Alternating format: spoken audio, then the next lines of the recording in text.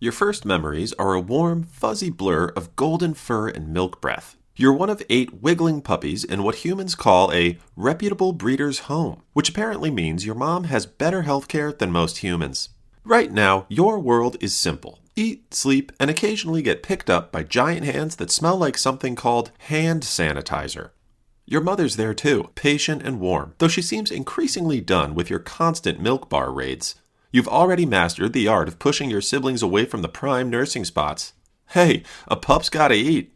At 3 weeks old, your eyes and ears finally start working properly, and oh boy, is there a lot to take in. The world is full of strange creatures called humans, who constantly visit to coo and squeal at you and your siblings. They're obsessed with something called social media content, and keep pointing rectangular things at you.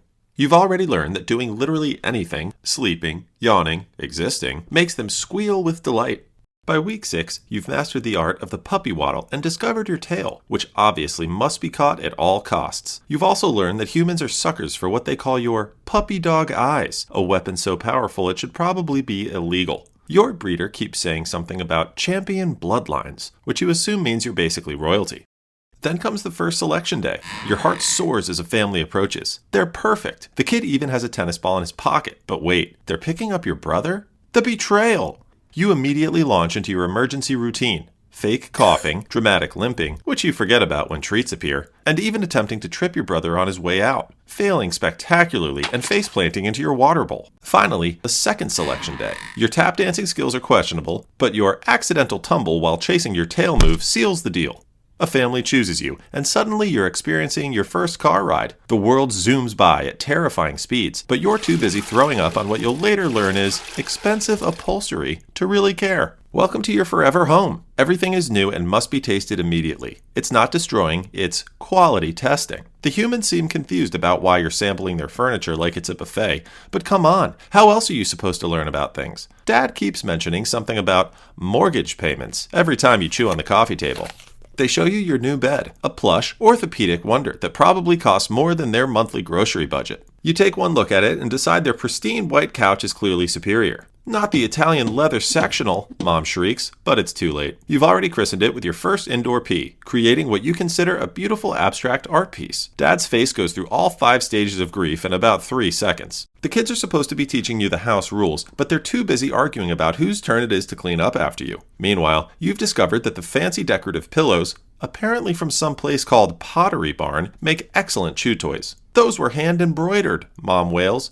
You respond by proudly presenting her with a mouthful of what used to be a $95 tassel. Mom has already created a spreadsheet titled Puppy Expenses versus College Fund, while Dad keeps muttering, "But look how happy he is," every time you destroy something expensive. The kids have mastered the art of being conveniently busy with homework whenever it's time for your bathroom breaks. You've been here less than 24 hours and already you're more expensive than their last family vacation. Now begins the great mystery of house training.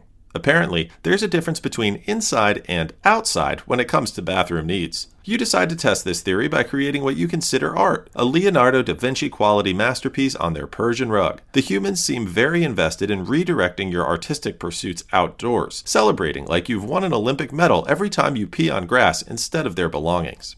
Then comes the first time they leave you alone.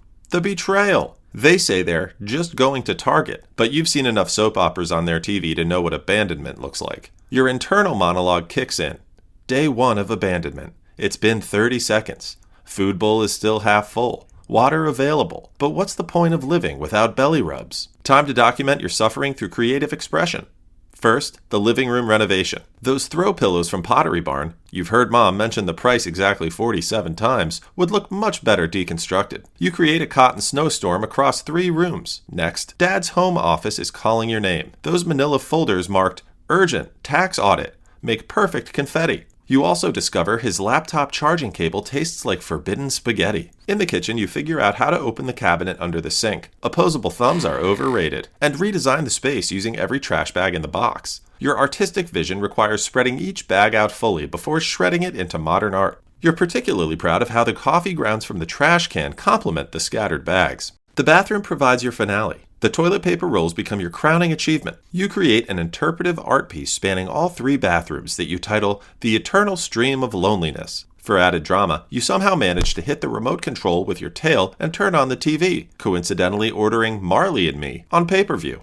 The irony will not be lost on your family. When they return, exactly 23 minutes later, not that you were counting, you launch into your carefully rehearsed, abandoned puppy performance. This includes dramatic swooning, excessive tail wagging, that threatens to dislocate your entire back half, and what can only be described as an interpretive dance number worthy of Broadway. You're so convincing that Dad's already saying, "Aw, poor baby," before he sees the destruction behind you. Mom's eye starts twitching when she discovers her limited edition Bath & Body Works collection has been taste tested. Your guard dog duties become your next passion project. The mailman is obviously your arch nemesis. They keep trying to break in through that tiny slot in the door. One day, you're defending the homeland from this daily intruder when another suspicious character approaches. They're carrying what looks like laundry and wearing a hoodie, clearly a master of disguise. You launch into your fiercest protection mode, deep woofs, not the high-pitched excited ones you use for squirrels. Hairs raised, you've been practicing this in the mirror. And your most intimidating play bow. Wait, wrong move. The family rushes to investigate your warning, only to find their daughter home from college for a surprise visit. In your defense, she's dyed her hair purple and smells like a strange combination of dorm room ramen and university library. Also, who wears a hoodie from a different college? That's just suspicious. You spend the next hour alternating between feeling embarrassed and trying to convince everyone that this was just a drill for Home Security Awareness Month. The daughter finds it hilarious, especially when you try to make it up to her by bringing her every single toy you own, one at a time, while making sad puppy eyes.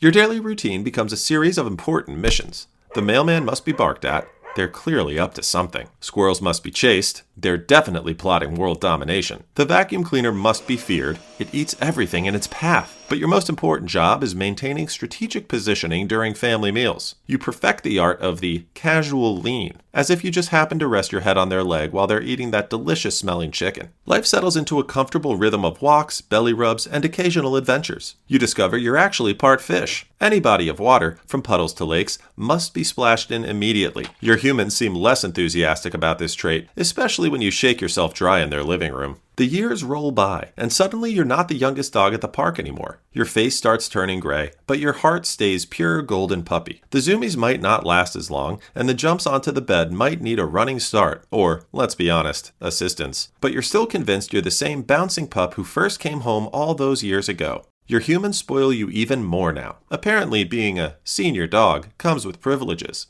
You've mastered the art of guilt-tripping extra treats and claiming the prime napping spots. The stairs might be getting a bit harder, but you've trained your humans well. They'll carry you anytime you give them the look. In your final days, every day is a gift of soft beds, gentle walks, and endless love. Your body might be slowing down, but your capacity for joy never dims. As your time grows shorter, you see your legacy in the little things, in how Dad now stops to pet every dog he meets, in how Mom saves the end piece of every sandwich, your favorite, in how the kids have learned that sometimes the best therapy comes with 4 paws and a wagging tail. You've shown them that while life is temporary, love leaves permanent marks, kind of like those paw prints you left in the wet concrete of the garden path years ago.